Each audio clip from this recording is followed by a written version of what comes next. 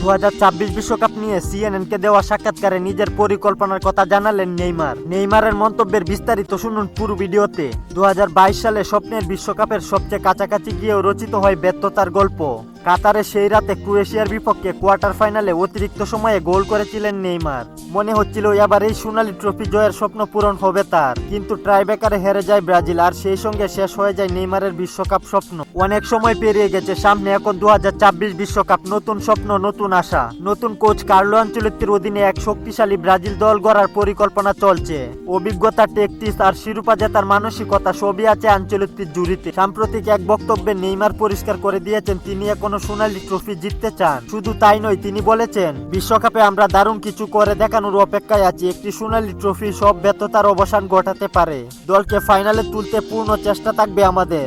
আর যদি আমরা বিশ্বকাপ ফাইনালে পৌঁছাতে পারি, আমি কথা দিচ্ছি আমি সেই ম্যাচে গোল করব।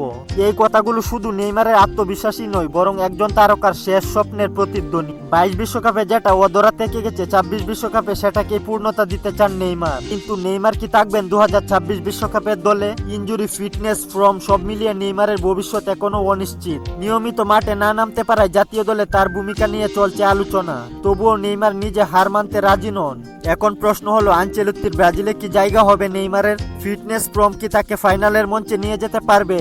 আর যদি সত্যি ব্রাজিল ফাইনালে ওঠে, নেইমারের পা থেকে কি আসবে সেই কাঙ্ক্ষিত গোল? নেইমারের মন্তব্য নিয়ে আপনার মতামত জানিয়ে দিন কমেন্টে। খেলাধুলার গুরুত্বপূর্ণ আপডেট পেতে আমাদের চ্যানেলটি সাবস্ক্রাইব করে পাশেই থাকুন।